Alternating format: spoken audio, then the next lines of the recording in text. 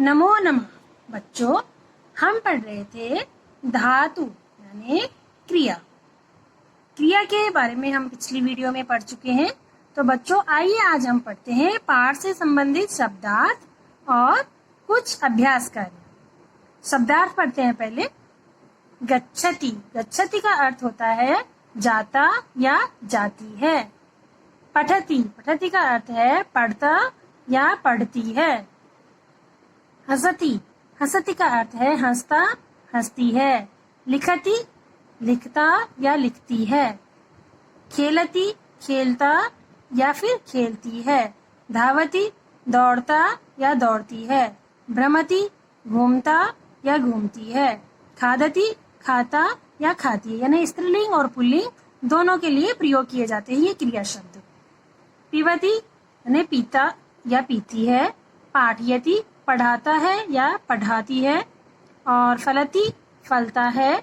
नमति, नमस्कार करता या करती है। करोति, करता या करती है।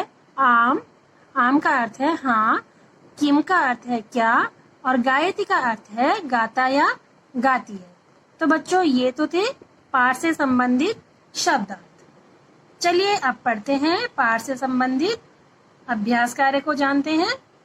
लिखितम, पहला प्रश्न है उदाहरणानुसारम उचित सर्वनाम पदेन स या फिर सा उत्तरम पूरयत, अर्थात उदाहरण के अनुसार उचित सर्वनाम पद सह या फिर सा से उत्तर की पूर्ति कीजिए।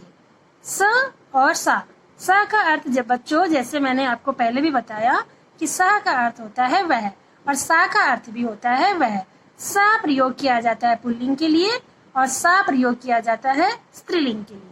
तो चलिए आइए देखते हैं कि इसको हम वाक्यों में कैसे प्रयोग करेंगे। उदाहरण दे रखा है जैसे सुरेशः किम करोति। स पठति, सुरेश शब्द पुल्लिंग शब्द है तो यहाँ पर आएगा स पठति अर्थात वह पढ़ता है।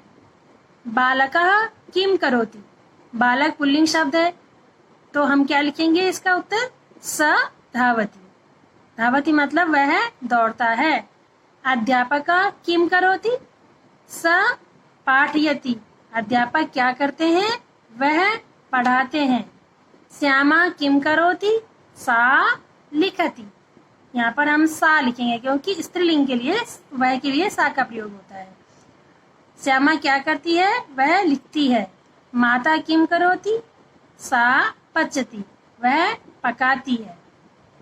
तो इस प्रकार से ये प्रश्न नंबर 1 था। अब देखते हैं प्रश्न नंबर 2। प्रश्न नंबर 2 है मेलम कुरु। इसमें मेल करना है आपको।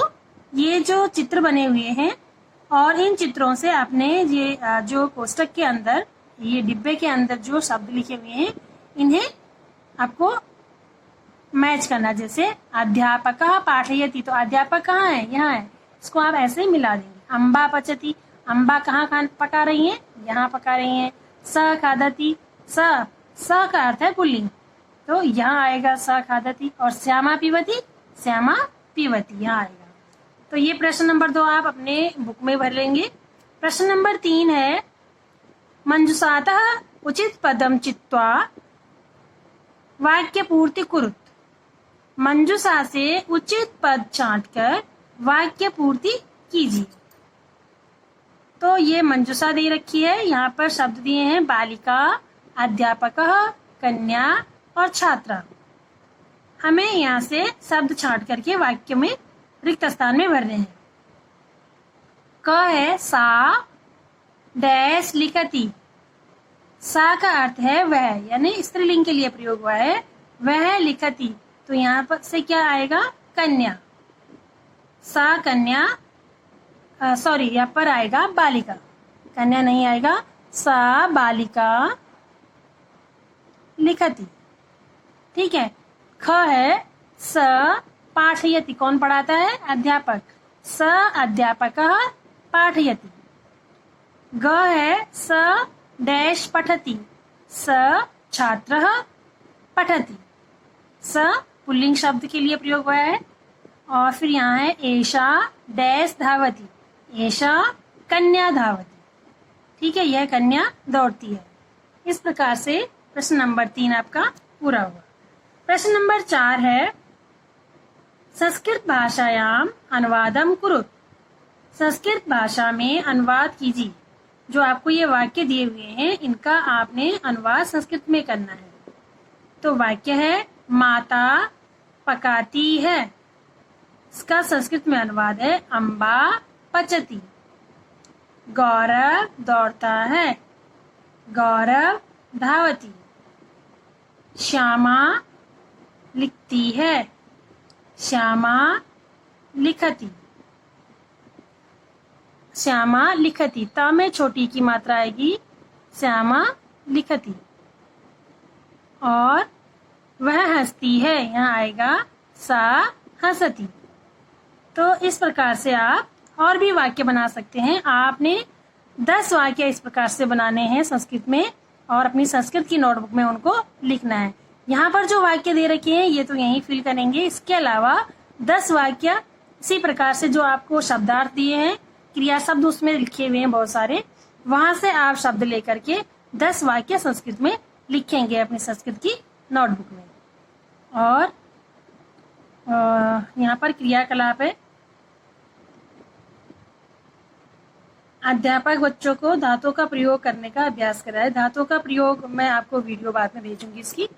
दूसरा प्रश्न है कि किन्हीं 4 धातुओं के लट लकार प्रथम पुरुष का प्रयोग करते हुए एक चार्ट बनाकर कक्षा में लगाइए। 4 धातुओं के लट लकार, ठीक है, जैसे पठती पठता पठंती, इस प्रकार से कोई भी 4 धातु लेकर के और लट लकार यानी वर्तमान काल का प्रथम पुरुष का आपने प्रयोग करना है 4 धातुओं का। और इसको आप चार्ट पे न बना करके आप संस्कृत की नोटबुक में भी इस कार्य को कर सकते हैं। तो बच्चों आज के लिए ये पाठ यहीं पर समाप्त होता है और दूसरे पाठ के साथ फिर आपके सम्मुख प्रस्तुत होंगी।